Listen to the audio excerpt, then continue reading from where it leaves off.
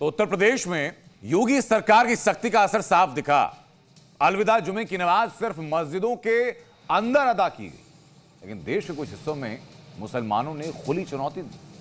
मध्य प्रदेश के विदिशा में और बिहार की राजधानी पटना में सड़कें इबादतगाह बन गई थी और प्रशासन की मौजूदगी के बावजूद नमाजियों की भीड़ सड़कों पर रही। जहां तक नजर पसारेंगे वहां तक आपको कुछ देर में जो मुसलमान हैं वो नमाज यानी अल्लाह की इबादत करते नजर आएंगे। सड़क देख लीजिए, सड़क ब्लॉक होने लगा है। कहाँ बैठने वाले हैं नमाज के लिए? यहीं पर, यहाँ पे बैठेंगे जी। मुसलमानों की चीज है, इसमें बिला वजह गवर्नमेंट का एक इंटरफेरेंस हो रहा है।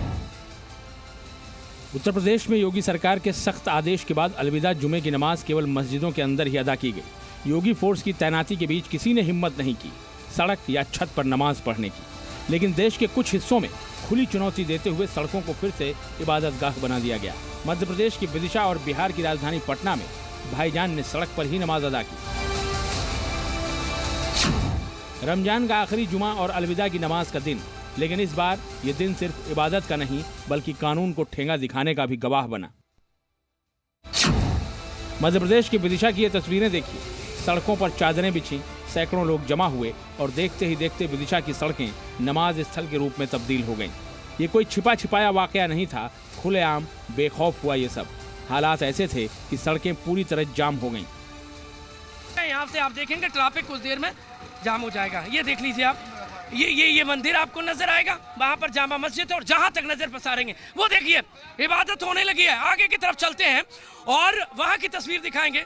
जगह कम पड़ रही है और इसीलिए अब यहाँ पर सड़क पर आपको इबादत होती नजर आएगी। वहां पर आप देख लीजिए वो बैठ भी गए नमाज के लिए। ये ग्रीन कारपेट क्यों बिछा रहा है भाई साहब? बस इसलिए बिछा रहे हैं, नीचे साथ धुला हुआ था, वो गाड़ियाँ निकली तो बेकार हो गया, तो अब इसको बिछाना पड़ता है। इसके ऊपर नमाज होगी। अब यही सड़क पर नमाज होगी क्या? सड़क पे ही होती है, हमेशा होती है, हमेशा होती है, हमेशा बचपन। जो सड़कें आम लोगों के आने जाने के लिए बनी थी वो अचानक नमाजियों के कब्जे में चली गईं। बच्चे, बूढ़े, जवान सब शामिल थे। ट्रैफिक ठप था लेकिन किसी की परवाह नहीं। सड़क कितनी दूर रुक जाएगा?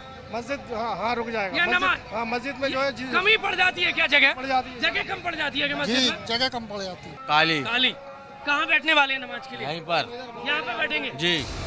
बिहार की राजधानी पटना में भी कुछ ऐसा ही हुआ। यूपी की तर्ज पर प्रशासन ने यहाँ भी सख्ती बरतने के संकेत दिए थे, लेकिन पटना के कुछ इलाकों में सड़कों पर भारी भीड़ जमा हो गई। देखते ही देखते चादरें बिछाई जाने लगीं और सड़कें इबादतगाह में तब्दील होती चली गईं। पटना में नमाजियों की भीड़ ने सड़क जाम कर दी। ये चीज है, मुसलमानों की चीज है, इसमें बिला वजह गवर्नमेंट का एक इंटरफेरेंस हो रहा है। इतनी कैपेसिटी है हमारी, उसे 1.5 गुना लोगों को ज़्यादा ले लें और जो एक्स्ट्रा बच जाता है हमारी मजबूरी है। हमारी सबसे बड़ी बात है, हमारी मजबूरी बन जाती है कि हम रोड पर नमाज पढ़ें। दिल्ली में भी अलविदा जुमे की नमाज पर कड़ा पहरा था। सख्त सुरक्षा के बीच मुस्लिमों ने नमाज अदा की। दिल्ली के मुसलमानों ने सड़क पर नमाज न पढ़ने के विवाद पर क्या कहा, सुनिए। संभल में ही योगी आदित्यनाथ जो है वही मुसलमान को परेशान करता है। वो इस कदर नेता है, अच्छा नहीं है। वो एक दूसरे को आपस के धर्म में लड़वा के सीएम रहना चाहता है। प्रशासन से साहब लोग खड़े हैं, सारे लोग। प्रशासन का कहना ये है कि इन्हें इजाज़त नहीं है सड़क पे नमाज पढ़ने की, बस ये है। कौन पढ़ ले नमाज? कोई नहीं पढ़ ले सड़क पे। मतलब ही नहीं तो हमारी जो मस्जिद कमेटी के लोग हैं वो पूरा इस बात का ख्याल रखे हुए हैं कि सड़क पे कोई नमाज ना पढ़े। इस बार जुमे में खुले में नमाज न पढ़ने को लेकर विवाद था, जिसका असर यूपी से लेकर अलग अलग राज्यों में भी दिखा। लेकिन सवाल यह है कि अगर यूपी के मुसलमान मस्जिद में नमाज पढ़ सकते हैं तो देश के बाकी हिस्सों में भाईजान को इससे क्यों ऐतराज है? प्रमोद शर्मा, प्रशांत झा और नीरज गौड़ के साथ ब्यूरो रिपोर्ट, जी मीडिया।